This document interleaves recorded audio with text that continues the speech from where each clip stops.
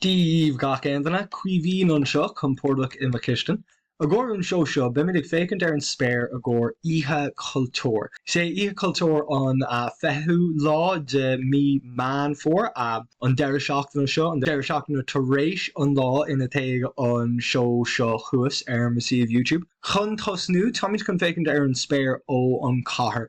Is dólam go bheith an chud is móidir daoine ag fearre ar an spéir ó an cathair ach go háirithe ar Oíche Chultúir tuigim go bhfuil seans na beagáiní níos fearr go bhfuil daoine chun freastal ar an túa chun dul amach faoi spéir daracha.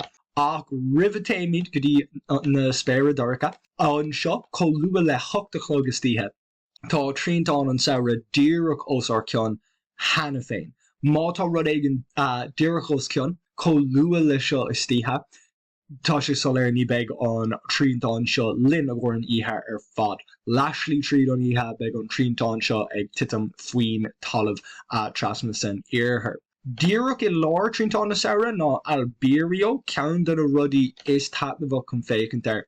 Ceann den a réaltaí is dasa chun fécant ar le déithúlaigh. Seo le telescóp agus le an telescóp seo, yeah. Má go leor tá tú ábhalt na gá réalta éiscint mar gá réalta déifriúil. Feic mé anna choir le cúpla dena súlíní sin ag ar fiabhs ar. Tá sé níos dacra le heiscint má tá déithúlaigh a god. Ach béidir go bhfuil tú ábhalt éiscint go gá dachanna de friúil an sin le déithúlaigh níos lú beag sé inachta. Agus ag ri san tro sin.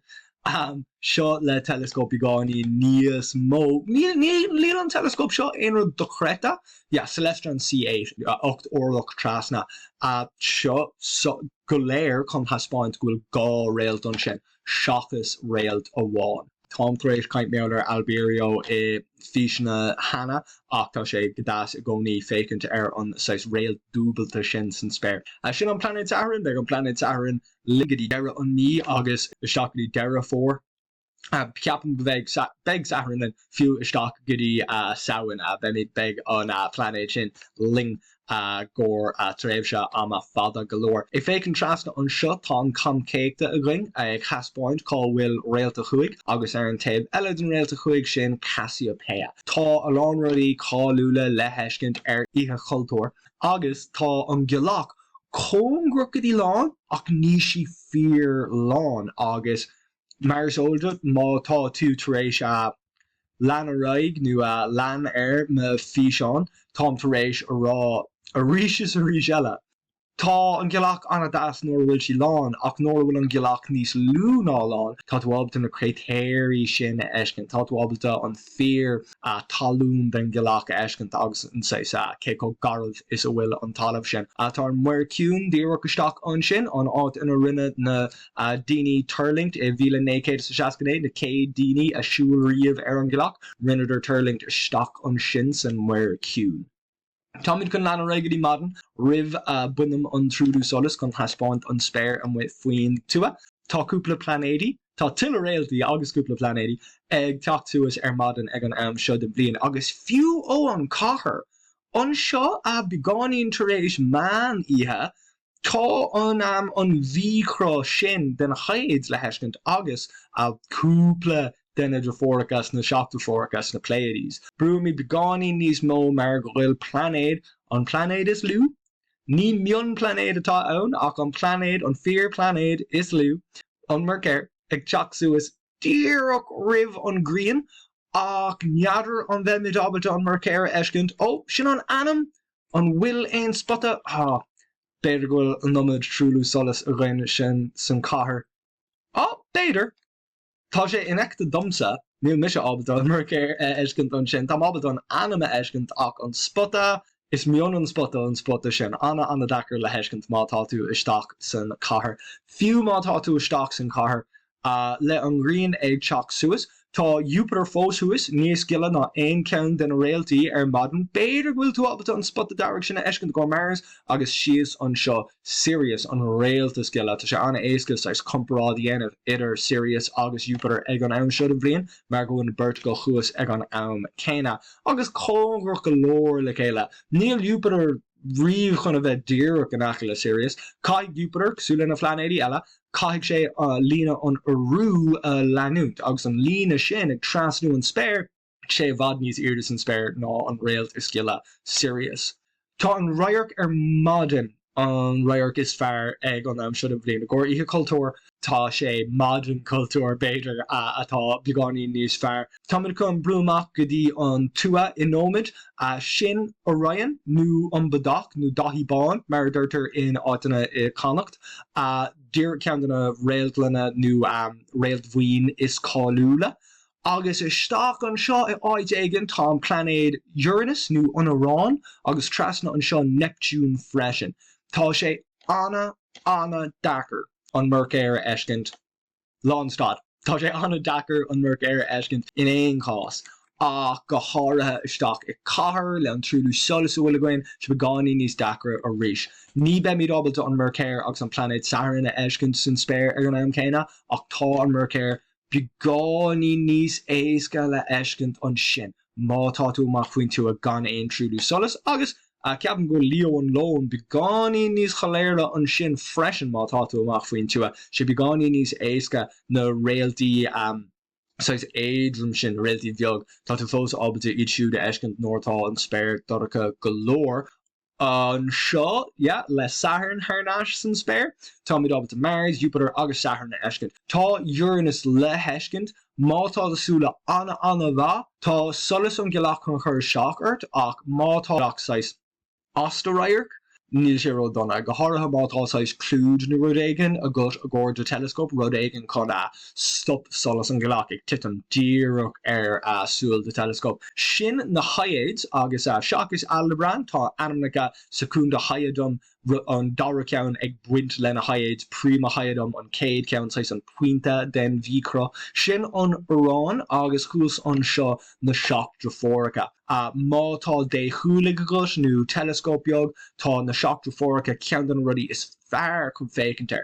Seo anáis roiir go déadach tú aimimsú nó sricint le déthúlaigh beag golóir agus an sin le an Urán ag fearisteach beagnach an méid céine agus ní léon mion sonraí le heiscint in éair tá an Urán ro fuid uin chun mórrán le heiscint. Má fear míidirteach ar na haiad trasna an seo níl an méid céine de scamalíocht is fear rail nail iad na Pleiades tá an scamal sin timpeall orthu ach níl mór an de sin nóir tá ag fécint ar na haiad. Tá níos mó le heiscint mátá tú ag fécint isteach ar Orion nó an badach cháirithe an clíomh atá aige. Tá Chris Orion ceann an átainna is cáúla san Spéir ach an clíomh sios an seo. Ba córgamíoch an clíomh níos cáúla go háirithe tríd telescope nó déthúlaigh is ionach an réalnéil é seo chun eiscint is áid ina tosníon réaltaí an scamal seo san spás anna samú. Trasna an seo tá go caiid níos mó meáidir seo nóir tá míad níos congrochtaí ihe hena ach seans go bhfuil tú ábalta aig de cailech a eiscint isteach an sin cailech sais casta ar taobh le an srón mór agus an sais béal a gioban amach cosúla sin an sais pictóir de cailech a taring ófar. Má tá mé ábalta na anamnacha a chur chuas tíir gé an réalnéil ceann an cailech tá sé sin so tá cúpla de na réalnéil a mór san spás tá an anam sais an anam sais spooky sin a god anam sais dríochtúil nó scanrúil a cup.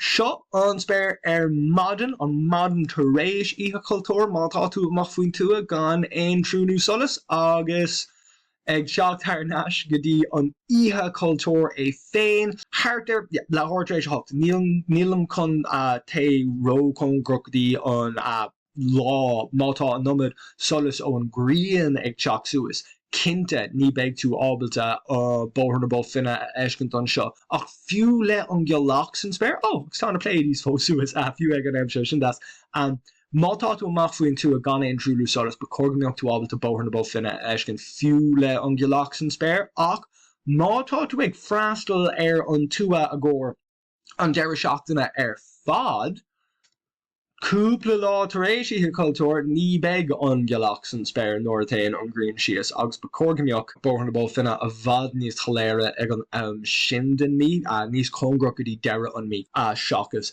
ihe cultúr í féin. Ach tuigim go bhfuil an geach ábaltas choristeach orin agus a clúd rudaí smúil san Spéir agusúla an réaltra sin Andromeda beidir go dwab dé eiscint mátá tú maflin tú a déta tú é sin eiscint le asúla nod ach current solas an geach a stockart nóir tá tú a géir fécinn tú san Spéir ach mátá tú faoi Spéir a daracha tá Spéir a daracha mar tá aspa síalse nachhfuil ná dórthe na síalte craíonn daoine na síalte sráide agus rudaíagsúla sin gan na síalte sin tá sé go aspa gáíonn solas áilt ó an geach an scoil tú ab eiscin sin cá bhfuil tú ag siúil gan siúlasteach in éonrod nó éonradsúla sin seo an réaltra Andromeda is grúpa réaltaí choras do réalta a lán réalta thart trilún réalt isteach an seo sin an ábhar is fuide uain a déadú tú eiscint le asúla nod ceapan go bhfuil a fad dóga le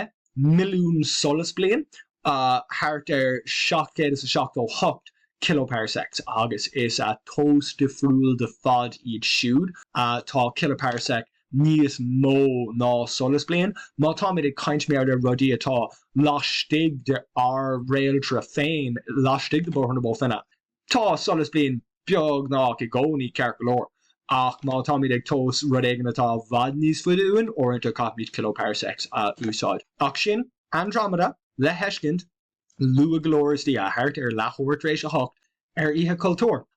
Is dólam go bhfuin tú sult as an fí seán seo agus is dólam go bhfuil tú consultavant as éonrad a freislíonn tú ar a gcóir ihe cultúr. Má buin tú tanmh as an fí seán seo décinnta go bhfuin tú an canapa a deirn go buin tú tanmh as agus mar bhis le freistal ar musaíomh idirlíon cuivínscontent.ie déidir tú beáín den óla seo a léamh freisin agus má dhéanaan tú le stáil go dtí na cinéal YouTube well an sin ben cinnta goil tú chun seachtarná a gcóir an céad ceann eile.